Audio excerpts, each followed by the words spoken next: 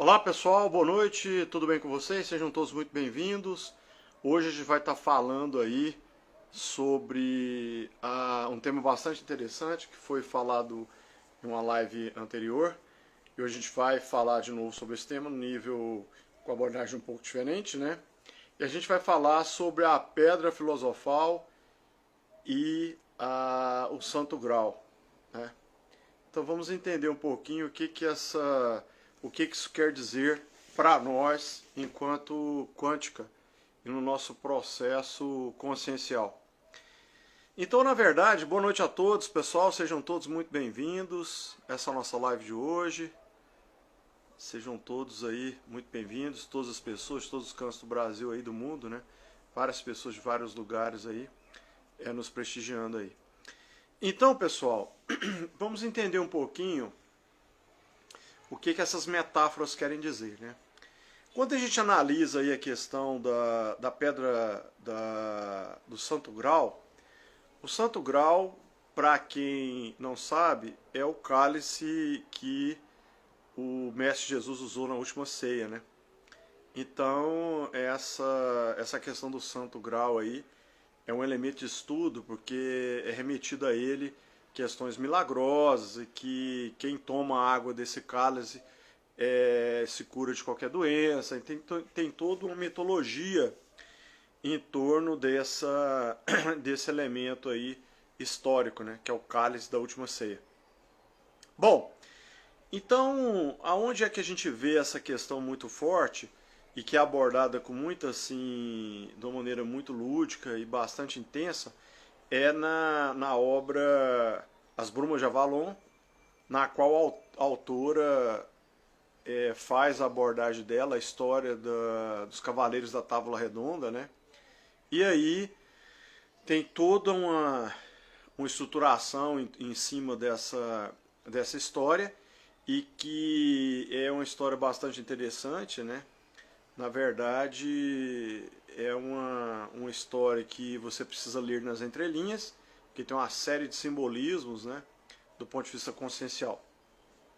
Então, quando a gente vai analisar, a primeira coisa que a gente percebe é que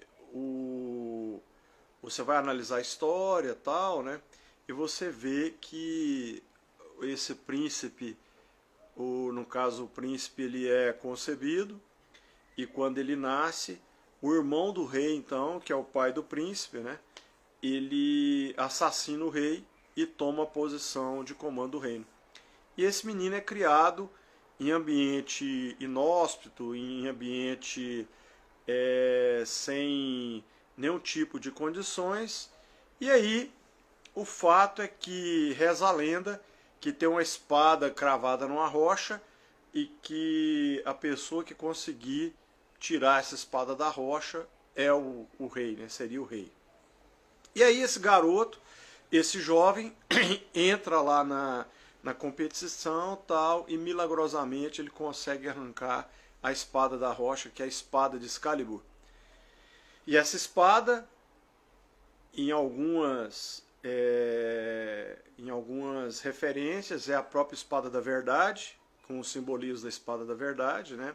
E também a espada do arcanjo Miguel, né? Que é a espada poderosa que conduz aí, que a partir da verdade ela consegue destruir todos os inimigos do rei e tal, e esse tipo de coisa.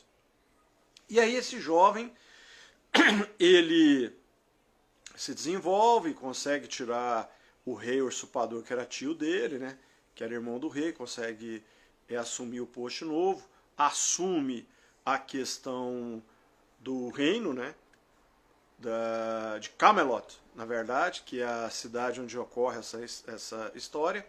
E aí o rei começa a arrebanhar, esse rei que é o rei Arthur, ele começa a regimentar alguns cavaleiros e forma 12 cavaleiros.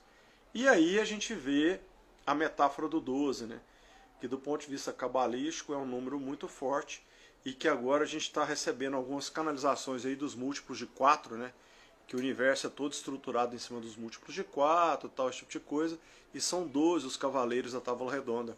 Coincidentemente, 12 são os apóstolos. Coincidentemente, quando você lê o livro do Napoleon Hill, é a Lei do Triunfo, ele fala lá que quando o empresário, a pessoa que está empreendendo, consegue trazer 12 pessoas que comungam do mesmo pensamento, do mesmo propósito, do mesmo sentimento, a empresa começa a se desenvolver de maneira que a sinergia ela é exponencial, né? Então 1 em 1 deixa de ser 2, começa a ser 4, 5, 10, etc. E aí a história transcorre e de repente o rei conhece uma moça, se apaixona por ela, que é Guinevere, e aí acontece que ele é traído pelo primeiro cavaleiro, o primeiro cavaleiro da Távola Redonda, que é Sir Lancelot, né? Aí esse cavaleiro, que é o principal amigo do rei, trai a confiança do rei, ficando com a rainha Guinevere. E aí a história se transcorre, de repente o rei descobre a traição e de repente ele, no estado de muita depressão, tal, ele pega a espada de Excalibur e enfia na terra. E nesse momento a terra fica estéril. A terra deixa de produzir frutos. E Camelot entra num período de decadência muito grande, no qual só há destruição e a terra fica estéril, não produz mais plantação, não produz mais frutos, os animais morrem e vira uma desolação. E aí, para curar a terra, os cavaleiros saem em busca do Santo Graal, que é o cálice da última ceia, no sentido de curar a terra, para que a terra pudesse renascer, né? E aí, nessa busca, os cavaleiros saem para os 4 cantos do planeta, atrás do Santo Graal, e ocorre que quem encontra o Graal e consegue capturar o Graal, recuperá-lo, e nessa alegoria, né, na história, ele está em Ginas, ou seja, ele está numa dimensão superior, né, na 5ª dimensão, e aí ele consegue fazer o contato com o Graal, e a partir daí ele consegue pegar o Graal para o rei Arthur e para Camelot. O detalhe é que esse Percival era o mais puro de todos os cavaleiros. Ele tinha pureza na alma e pureza de coração, e humildade de espírito. Então ele consegue pegar o cálice da ceia, da última ceia, e a partir daí, ao fazer uso do cálice, tomar a água no cálice, ele consegue curar a terra e consegue recuperar Camelot. Então, quando a gente estuda essa alegoria, a gente faz aí toda essa analogia, né, dessas metáforas aí, de toda essa história, que é um romance muito bacana, né, muito interessante, extremamente percorre aí as eras e eras, né, através da história, e são filmes que são feitos, e séries, e etc. Mas o fato que isso aí tem uma ideia central nessa questão, que são as imperfeições humanas, a busca da reforma íntima e, no final, o encontro com a consciência crística, que o Santo Graal nada mais, nada menos que é quando você pega a tradução disso, é o sangue real, né? Então, na verdade, é a consciência crística. Então é isso que quer dizer em última instância. Então você vê todas aquelas pessoas ali representando aí a humanidade como um todo, né? Com marcadas as características, os 12 cavaleiros aí são os 12 signos do zodíaco, né? Que são as 12 tribos que falam na Bíblia, né? As 12 tribos que falam na Bíblia são as 12 tribos, são os signos do zodíaco, que são as características das pessoas, né? Que correspondem aos 12 trabalhos de Hércules e etc. E tem toda essa conexão aí que a gente estuda. Então o fato é que numa história como essa você vê toda essa representação, né, do ponto de vista metafórico e como uma questão lúdica, né, que as pessoas estudam isso, tal, e leem, e veem filmes, e veem peças de teatro, tal, mas na verdade não conseguem entrar no cerne da questão e entender o que aquilo está sendo passado. Então você veja que essas mesmas questões que você tem nas Brumas de Avalon e no Santo Graal, que é a representação do cálice da última ceia, né, que Cristo usou na última ceia, tal. você tem essa representação aí como sendo a consciência crística. O que é a consciência crística? É aquela consciência que você alcança no momento da sua ascensão. E aí a gente vai para o outro extremo, que é o que trata os alquimistas, né? Nos processos alquímicos conscienciais, que a gente começou a falar na última live aí. Então, através desses processos alquímicos que a gente passa submetidos às leis universais, as leis herméticas que a gente estuda, e aí esses processos são os processos que a gente passa de transmutação das energias da nossa consciência rumo à nossa evolução, com o objetivo de alcançar a nossa ascensão. No final, atingir também da mesma maneira a consciência crística. Então, os alquimistas trabalham toda essa questão dos processos alquímicos, né? Nós temos o elemento fogo, o elemento água, o elemento terra, o elemento ar. O fogo é a calcinática, que são os apegos do ego, que a gente já falou, que é a origem de todo o sofrimento humano. E quando você vê a alegoria lá da espada ferindo a terra, é exatamente essa questão do ego, né? O ego do rei, no momento que ele pega a espada do poder e enfia na terra, ele esteriliza a terra. Assim somos nós, seres humanos, que ao não nos desapegarmos dos nossos egos, a gente chega numa situação que nós estamos hoje aí, pré-apocalíptica, né? Numa condição totalmente surreal do ponto de vista do que vem acontecendo com a humanidade, né? Veio o primeiro sinal aí, de acordo com o que a gente lê no Apocalipse de João, vem 2 ainda, né? Isso foi um aviso, mas vão vir outros 2, muito mais fortes talvez. Então a gente pode esperar qualquer coisa aí pela frente. E isso é provocado, todo esse sofrimento humano, provocado em última instância pelo processo alquímico do calcinático que a gente vivencia, que são as questões dos apegos do ego, as questões egóicas do ser humano. O Lao Tse fala no livro dele, o Tao Te Ching, né? Ele fala lá em um determinado momento que o Buda é o homem menos o ego. Então, para a gente atingir o estado de Buda, inicialmente a gente tem que domar o nosso ego.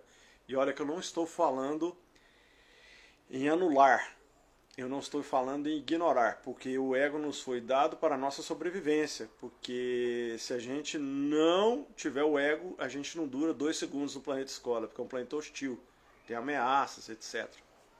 Mas o ego, ele provoca todas essas questões associadas aí a essas questões do calcinático, que é o processo alquímico do fogo, né? O fogo alquímico, que transmuta através do fogo.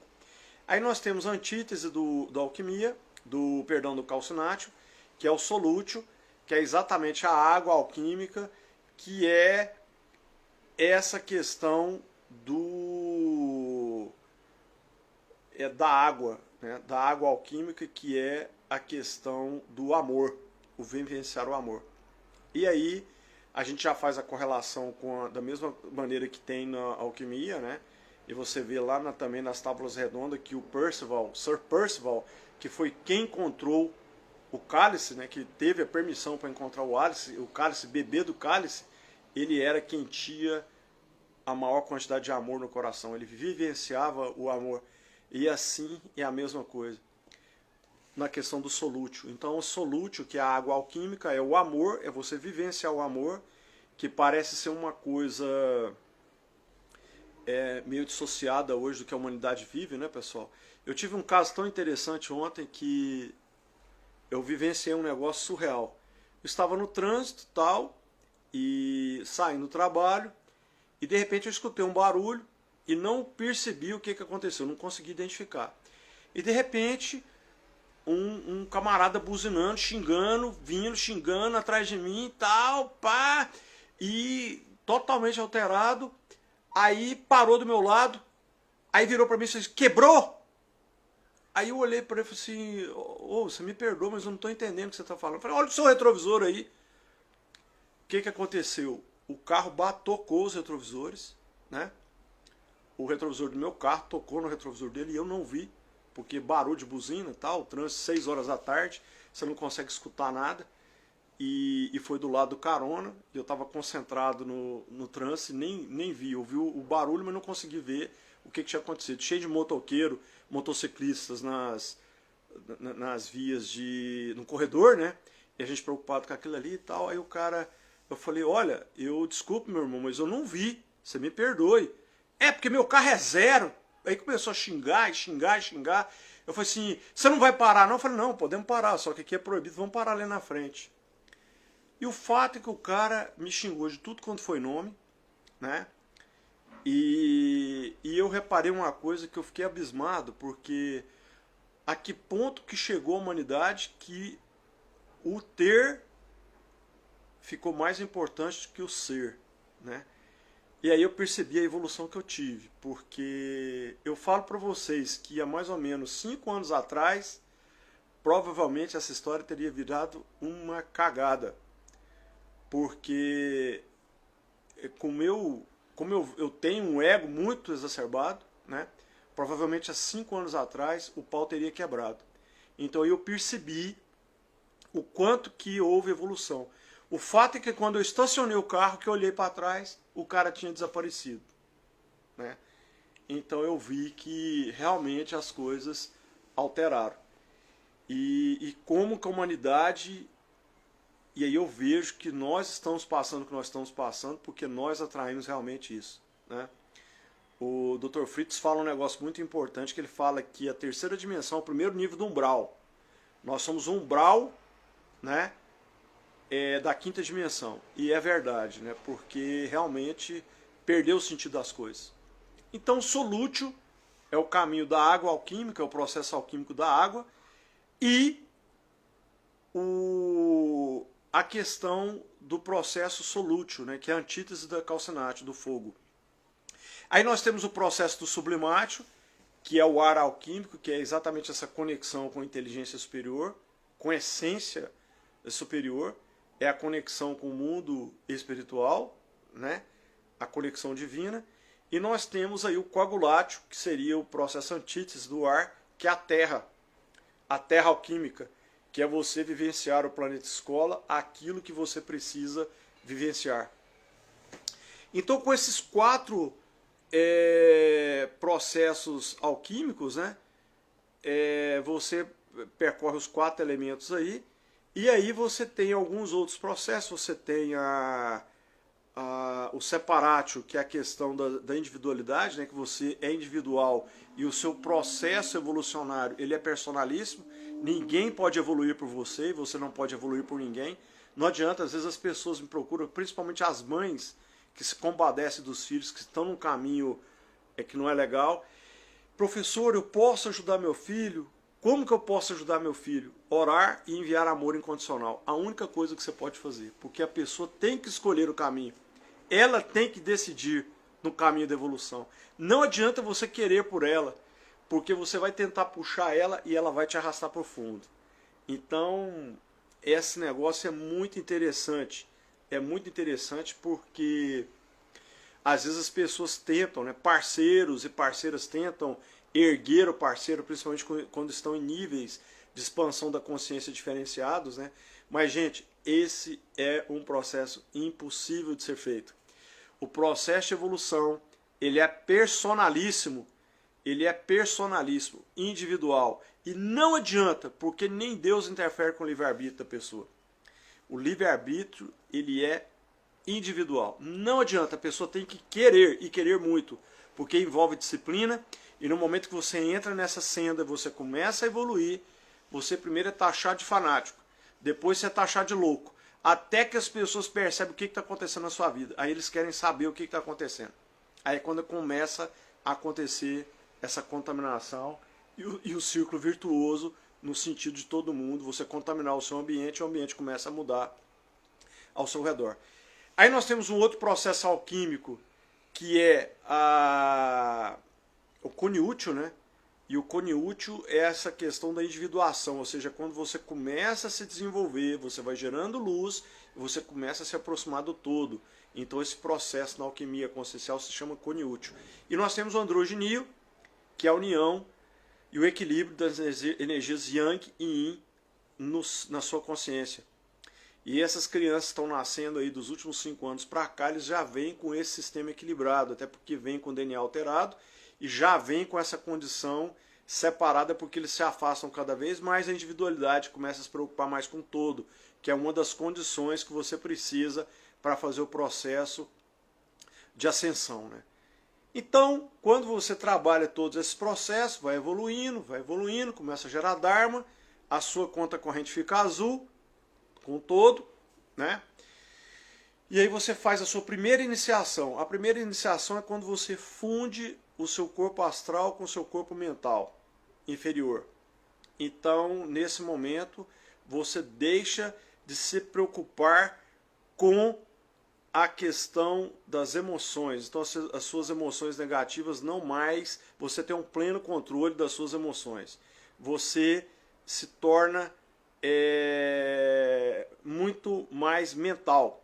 Então você domina os seus instintos, você consegue controlar os seus instintos, você tem domínio dos seus instintos.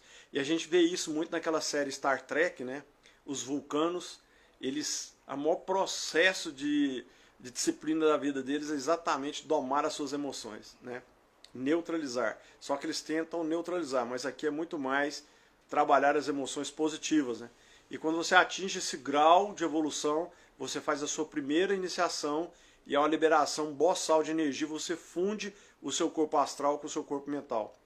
Aí você evolui mais um pouco e você funde o seu corpo mental com o seu corpo causal, que é o corpo da vontade. E nesse momento você domina aquelas vontades animais, as vontades instintivas, né? Você tem domínio aí das suas paixões. Você não tem mais paixões desenfreadas. Então você passou por um processo evolutivo e aí você consegue fazer a sua segunda iniciação, que nesse processo você funde os seus 3 corpos do seu ego, né? Você funde os corpos astral, mental e causal. E aí você continua no processo de evolução e você começa a vivenciar a experiência do todo. Você não mais se preocupa com você mesmo e você começa a se preocupar com o todo. E você começa a se aproximar da sua consciência crística, que é essa preocupação com o todo. E você não se vê mais como uma unidade separada, mas você se vê como uma parte de um todo universal. E aí você vai evoluindo, vai gerando luz, vai gerando luz, vai gerando luz. E aí você faz a sua terceira iniciação, que ela acontece quando você faz a passagem. Ou seja, no momento que você morre, você faz a sua terceira iniciação, aí os seus corpos astral, mental e causal que estavam fundidos se funde com o seu corpo da consciência. E aí você atinge a consciência crística, a consciência cósmica. E nesse momento, o ganho de energia que você consegue é elevadíssimo. Aí no momento que você retorna para o seu corpo, ele desintegra e você ressuscita. Que foi o que aconteceu com o Divino Mestre e que aconteceu com todos os mestres ascensionados, sem exceção. Tá, pessoal?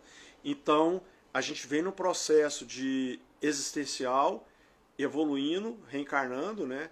Existência após existência, existência após existência, e na sua última existência, você passa para a dimensão superior, funde os seus corpos inferiores com o seu corpo da consciência, e aí, no momento que você retorna para o seu corpo, a quantidade de energia, o gradiente de energia é muito grande, a frequência é muito alta, e aí você desintegra o seu corpo como se fosse uma explosão nuclear que desintegra, né? E no momento que você se desintegra, aí você ressuscita, que é o que fala aí. Então você tem alguns pedaços aí no dogma católico, tem alguns pedaços no espiritismo, na hora que você junta isso, aí você forma o que acontece na realidade. Então, no momento que você atinge essa consciência crística, que você transformou todos os seus elementos químicos e transformou aquilo de ruim em coisa boa, que é a pedra filosofal, que é transformar o chumbo em ouro, né? Então, a pedra filosofal dos alquimistas é isso. Na verdade, é quando você transforma todas as questões ruins do ser humano e você consegue fazer isso uma coisa boa. E você consegue se transformar na pedra filosofal, ou seja, você atinge a consciência crística. Então a pedra filosofal, o Santo Grau e os 12 trabalhos de Hércules, gente, eles têm a mesma conotação, tá?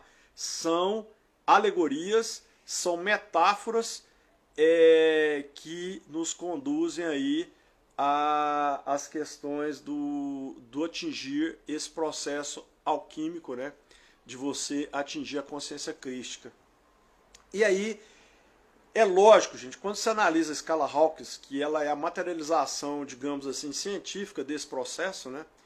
E que você observa todo esse processo evolutivo, e a gente tem várias vertentes, e o manuscrito mais confiável que você tem são os Vedas indianos, que é o manuscrito mais antigo que você tem, apesar das tábuas da Suméria lá que fala dos Anunnaki e tal, tem todo um processo aí que ainda não é muito conhecido e muito divulgado, mas você já tem bastante literatura de estudiosos, historiadores, que estudaram essa questão dos Anunnaki, da melhoria genética do ser humano, e de Adão e Eva ter sido o primeiro casal híbrido que reproduziu.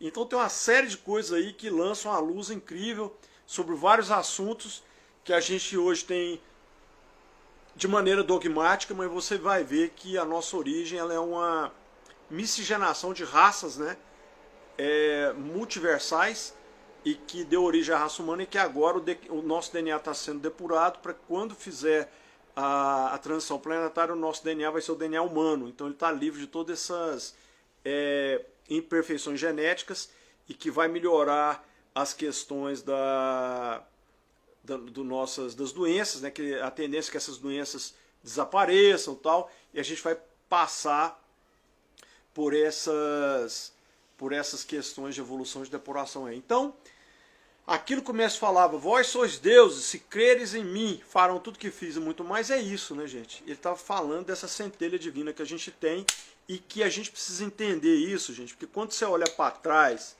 e você vê a sua pirâmide ancestral, a sua pirâmide de ancestralidade, você vê que são várias Santíssimas Trindade, Pai, Mãe e Filho, transferindo a energia para um terceiro ser. Então, pai e mãe transferindo, na hora da concepção, transferindo essa energia vital, e na forma de uma pirâmide, canalizando essa energia de maneira amplificada. Então, quando chega na gente, você imagina o fluxo de energia que vem para te dar a força de te empurrar para a vida. Então, é nosso dever honrar isso, né, pessoal? E trabalhar o nosso melhor, trabalhar o nosso processo evolucionário, o nosso processo de evolução. E, gente, esse é um processo personalíssimo. Não adianta a gente achar que alguém vai evoluir pela gente. Não adianta. E outra, isso aqui não é Disneylândia. Pode parecer até que é a Disney World, tal, a Disneylândia, mas não é. A gente tem missão aqui no Planeta Escola, né?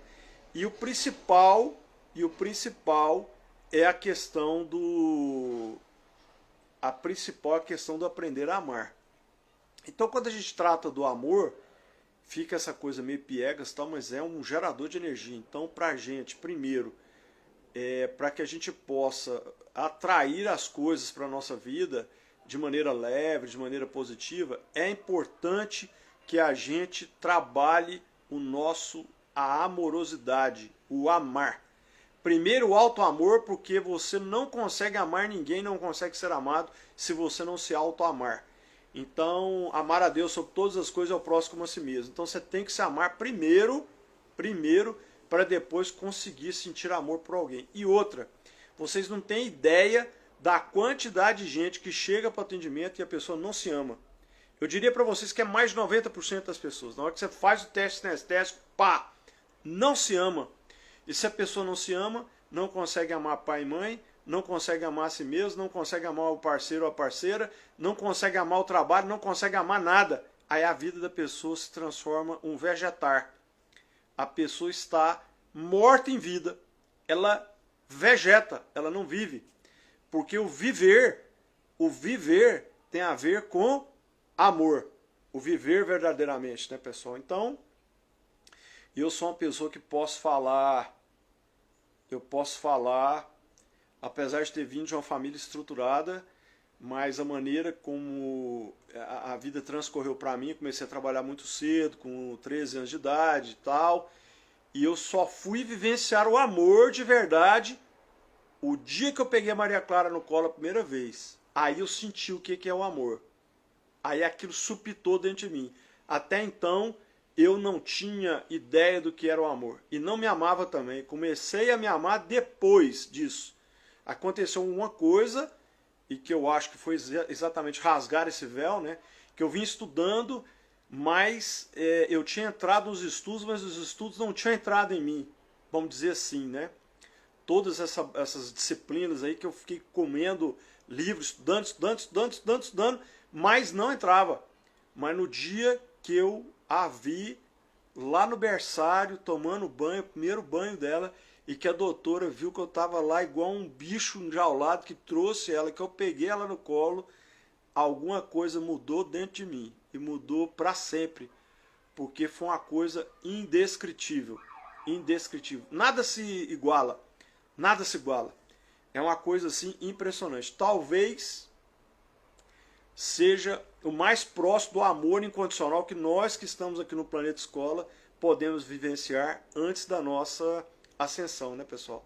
É uma coisa assim, não tem descrição. E é lógico que as pessoas,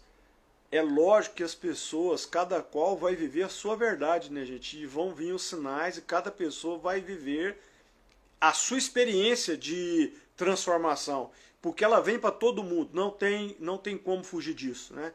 O Michael Dul chama isso de ato falho, né, pessoal?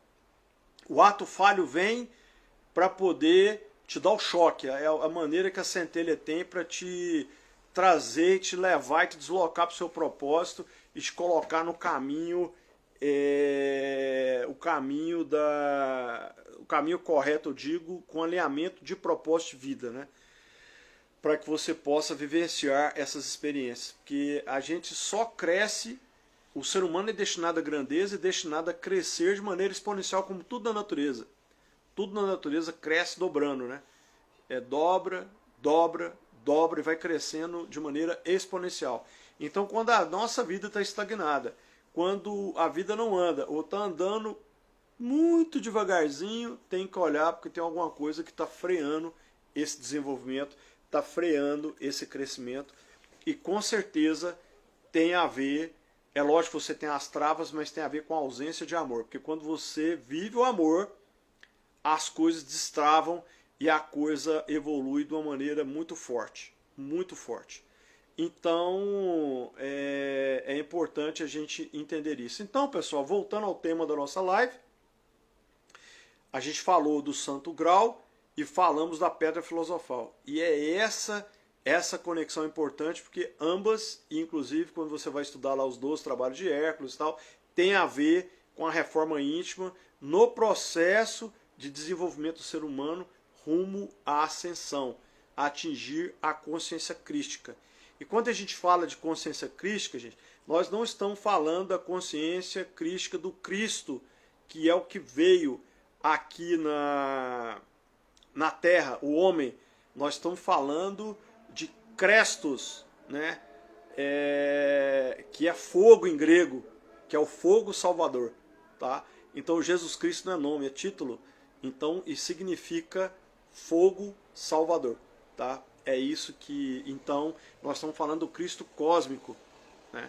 Nós estamos falando de uma consciência que engloba e que hoje comanda a nossa galáxia, né?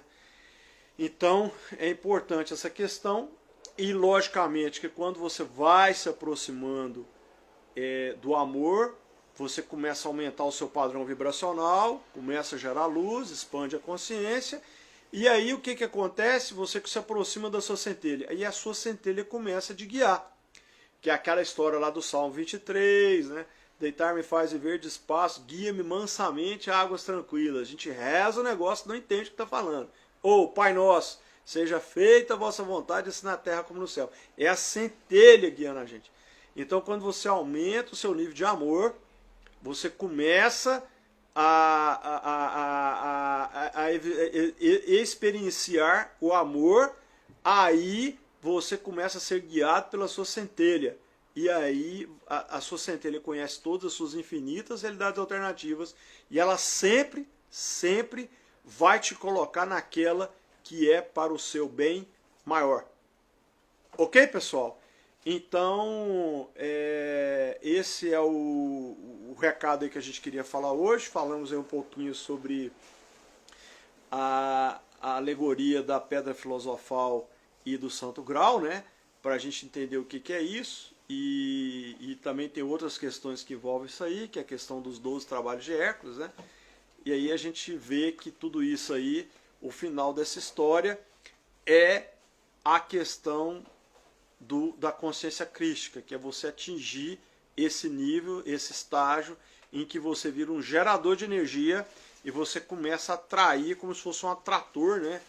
Tudo de bom e de melhor para a sua vida, porque a sua centelha começa a te guiar. Então ela te tira daquilo que vai dar errado e te coloca naquilo que é para o seu bem maior. Ah, professor, como é que eu ouço a minha centelha? A criação nos deu uma bússola, que é o coração.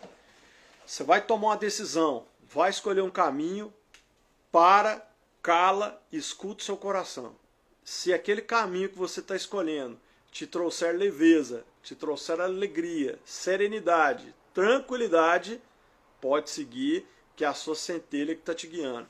Se trouxe angústia, incerteza, dúvida, medo, tristeza, sai fora, que é o seu instinto que está te guiando. E aí, você está numa encruzilhada, você tem 3 caminhos, todos 3 você está angustiado. O que você faz? Cala e pergunta: universo, como isso pode melhorar? Qual caminho que eu devo seguir? Me mostre qual caminho que eu devo seguir. O universo nunca deixa de responder uma pergunta, pessoal, ele sempre responde. Tá? A sua centelha está louca, está doida para te orientar. Foi desenvolvida pela criação para isso, só que a gente teima em ouvir o instinto. E aí é onde a gente bate com a cara na parede. Entende? Então, essa que é a ideia. Teve dúvida? Pergunta para a centelha, pergunta para o universo. Universo, qual caminho que eu devo seguir? Pergunta, centelha, qual caminho que eu devo seguir? Para onde eu vou? O universo vai responder, a sua centelha vai te mostrar. Ou você vai sonhar, ou você vai ter um insight, ou você vai ver na internet, ou você vai conversar com um amigo, ou você vai ver alguma coisa que você vai ter um insight, mas você vai ter a resposta. Sempre há a resposta. Quando você toma a decisão sem perguntar à centelha, com perdão da expressão, mas é uma burrice, entendeu? Porque ela sabe qual o melhor caminho. Ela sabe qual o melhor caminho. Ela conhece todas as suas infinitas realidades alternativas. A centelha divina, gente, está conectada à alma intuitiva, que está no corpo da consciência, está na 6ª dimensão. Então, o espaço-tempo não existe. Ela está em todos os lugares ao mesmo tempo. Então, ela conhece todas as realidades alternativas.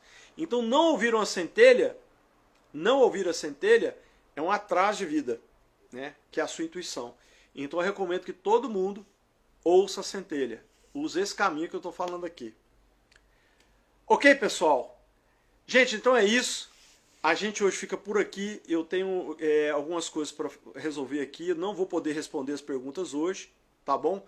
Mas na segunda-feira a gente tem live de novo aí. Estamos nos aproximando aí do final do ano. Eu espero que o espírito daquele que veio aí há 2000 anos atrás aqueça todos os corações e possa nos mostrar o caminho por esses próximos 50 anos que nós teremos aí, ou melhor, os próximos 30 anos, né, que fazem parte da transição planetária e que todos nós vamos fazer parte disso aí e que possamos passar por isso da melhor maneira possível. Ok, pessoal? Fiquem com Deus.